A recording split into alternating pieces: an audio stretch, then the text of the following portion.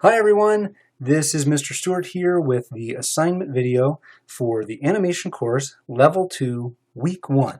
And the assignment is to make a pose test of a jump. And it can be all sorts of other things too, but it has to include a pretty good size jump with an anticipation and squash and stretch and an arc.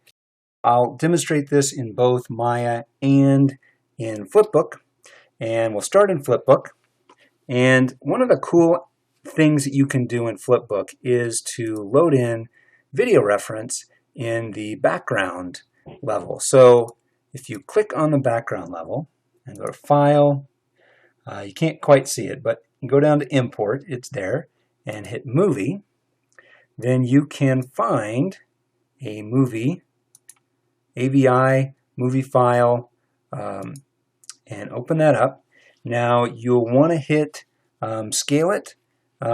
Usually it's going to be a different size than your scene file size here. So you can hit scale it. This drop video frames, I'm going to click that because my scene rate is different than my video rate. So I want to make sure it's starting on frame 1 and on level 0 because level 0 is my background frame. Alright, so I'm going to hit import and it's going to import in all those video frames, and then you can see as I scroll through that because of that drop frame and the different frame rates, since it's keeping up. You can see my frames here, 30 is with 29. It's pretty close. So definitely closer than it would be if I didn't click that. Even though it says it starts on frame 2, it's trying to even it out. So you can see there I've got my reference, and that's on my background level. Now over here you have these little eyeball levels, and that's going to turn things on and off, but only when we're in play mode. So if I want to turn it off while I'm playing, I can hit that little eyeball. Now once I start drawing, then I'm going to use different controls. So now once I start drawing, I want to draw my first frame. So I'm going to go to level 1 here. I'm going to double click on frame 1 and then start drawing. I make a little round ball for my body and then just little stick figure legs for my legs. Now once I've finished drawing, I want to double click again, and you'll see that I get my little number and I get a little thumbnail of the drawing. And when I unclick that, now you can see, wow, nothing happens. The background doesn't go away. Well, that's because I'm in the drawing mode. So if I want to get rid of the background when I'm drawing, I can click this little background tab up here. So as I move, and as soon as I start moving, then I'm in play mode again, at which point I can hit this little eyeball and it will turn it off. So it takes a little getting used to, but once you get used to it, it's just fine. Alright, so I'm just going to pick some key poses here. So I go to frame 19. You can see this green shows me I'm at frame 19. I'm going to double click on that, and you can see that now I'm in drawing mode again. So if I want to get rid of my background and I want to see my previous drawings, now I can hit light bulb. And light bulb, if I hit the little arrow, will give me some options. Right now I'm on animate straight ahead, so it's going to show me 5 drawings previous to what I've done. If I want to see on either side, then I can click into in-between mode and I can click on these. So I'm going to put it in in-betweening mode even though I'm moving straight ahead. I don't feel like I need to see 5 behind, and I'm going to hit OK. Alright, so, but I want to see my background so that I can line it up.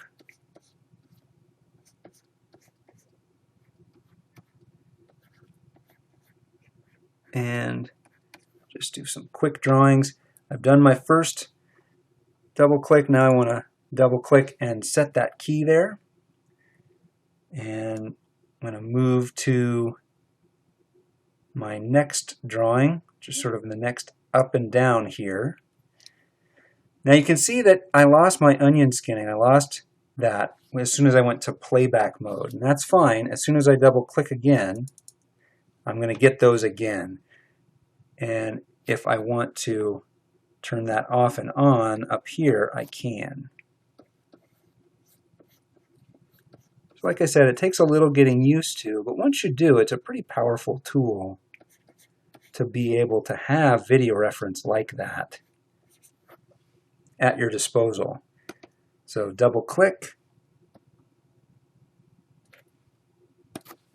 So I've skipped ahead a bit and done some drawings. So, but I'm going to do a few more. So find the frame, double click, draw my drawing,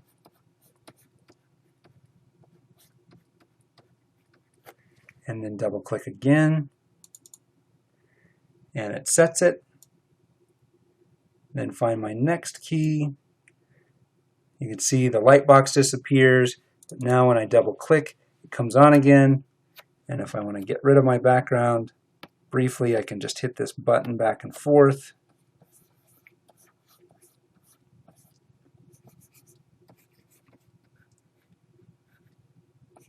And draw my drawing, and double click again to set it. And then find my last frame here, double click,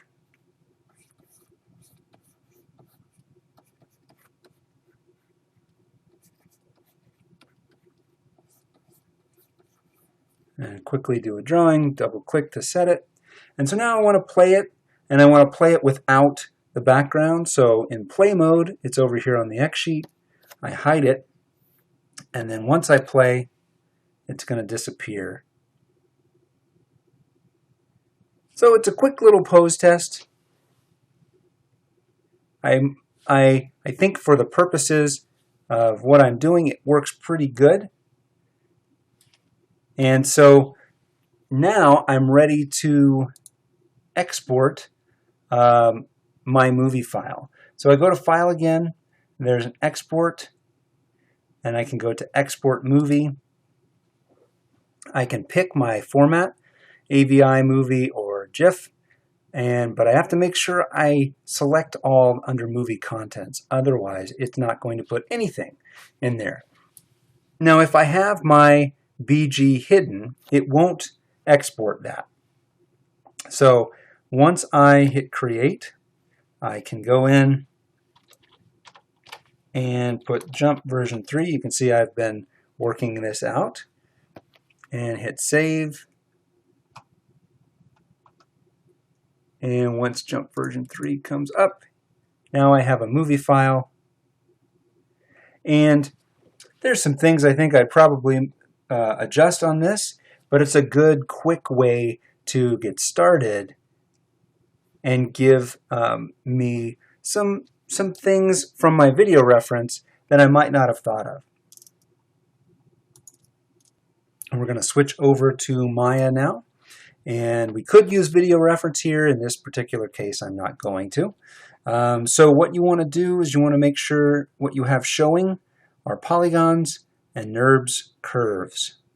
Everything else, usually I just hit none and then show polys and NURBS curves.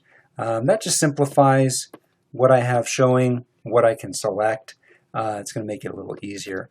So I go to the first frame of my timeline down here, and I just grab everything, just left mouse click and pull it and hold it down and pull it across all of these controls. And you can see I've got some scale, some spare keys there, some leftover keys. So let me hit S to set a key on everything, and then I'm going to go and make a box here. So make a cube and pull it out, left click hold, pull it out, and now I have something for my character to jump onto. And I'm going to take this cube and I'm going to hit this little layer button over here. You can see a little explosion and an object there. And what that does is it with this, whatever's selected, it automatically adds it to that layer. So now if I want to turn it off, I can. Or if I want to turn it to templated or referenced, that little R shows up as a reference. Now I can't select it and it doesn't get in my way when I'm grabbing the controls. So I'm going to move ahead to another frame, hit S again with everything selected, and I'm going to pose my anticipation.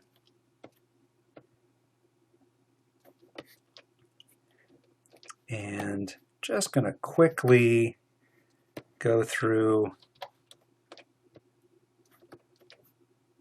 creating this pose test. I always like to add just a little bit of rotation to the different pieces. You get a little bit more life that way. Now I want to make sure that I'm working in stepped curves, and you can see down here with these little lines that show I have splines on. So I can either continually keep going back and hitting the stair step button to turn them to stepped, or I can come over here to this little running man icon, and this brings up my preferences. There are a lot of things I can do with my preferences, but for our purposes, what I want to do is click on the animation tab and turn my first default in tangent to clamped and my next to stepped, and then hit save. And so now when I set a new key, you can see that that is now a stepped key. Okay, so I'm going to make my next keyframe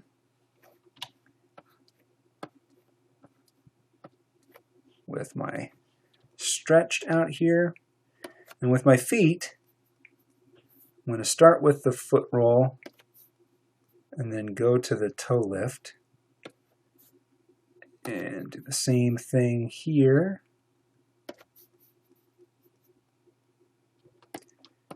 And reposition this, and then maybe a little bit of stretch on those legs.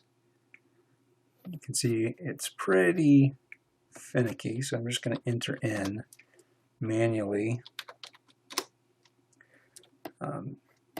some figures.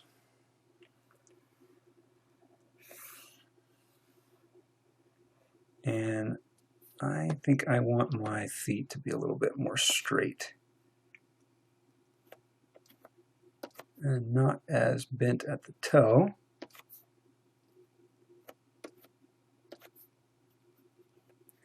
So I can raise my character up a little bit, the body. All right, and grab everything again. And I'm going to go to the end, and I'm going to say, okay, where am I heading? And I'm going to do a pose up there at the top of the box. I'm just going to grab my feet and the body. And really importantly, I want to reset the foot roll and the stretch and the toe lift all back to the default.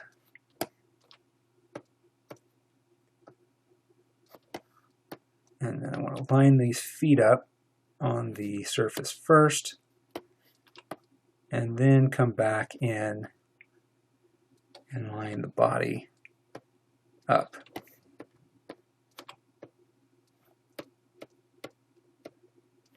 Add a little bit of rotation to the feet. Little twist to the leg, just to give me some variation.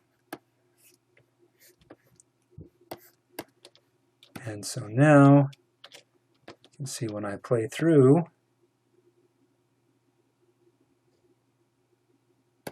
I get to that place. So now I'm going to do now I know where I'm going and where I was. Now I'm going to create that bouncing ball arc in the middle. So in this particular case, I'm going to go and set my body first, then come up with my legs. Now, again, here it's very important. I want to reset my foot roll, toe lift, all of these things back to the default, back to 0, before I start moving them around and posing them.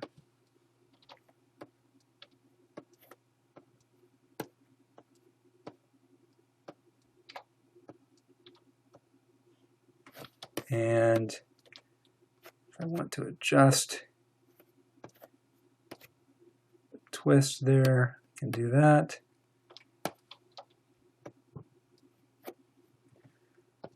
I can again see my toe lift.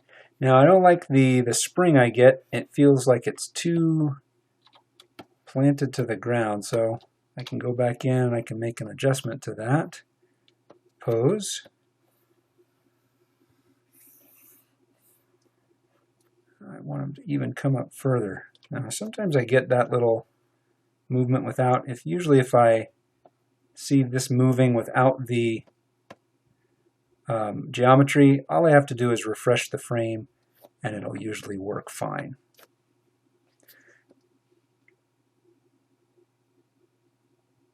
So this is a little bit springier. I like that a little bit better.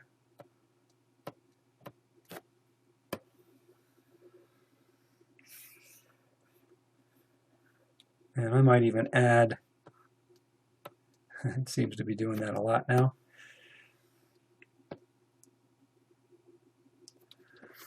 So that seems to have a little bit more life to it. And that is a perfectly fine pose test. I might want to add one more drawing or one more frame in there of a stretch on the way down. And this is a good first pose test. All right, so before I make my play blast, I do want to hide NURBS curves and just set up my camera where I want it. And then remember to go right-click on the timeline, go to Play Blast. It'll bring up this option box, and you'll be able to save it to file. Make sure you save it to file and browse to where you want to save it to. This QT is a QuickTime.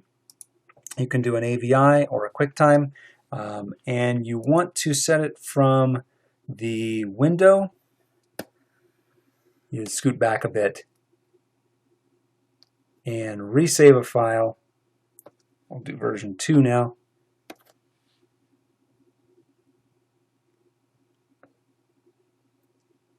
And there you go.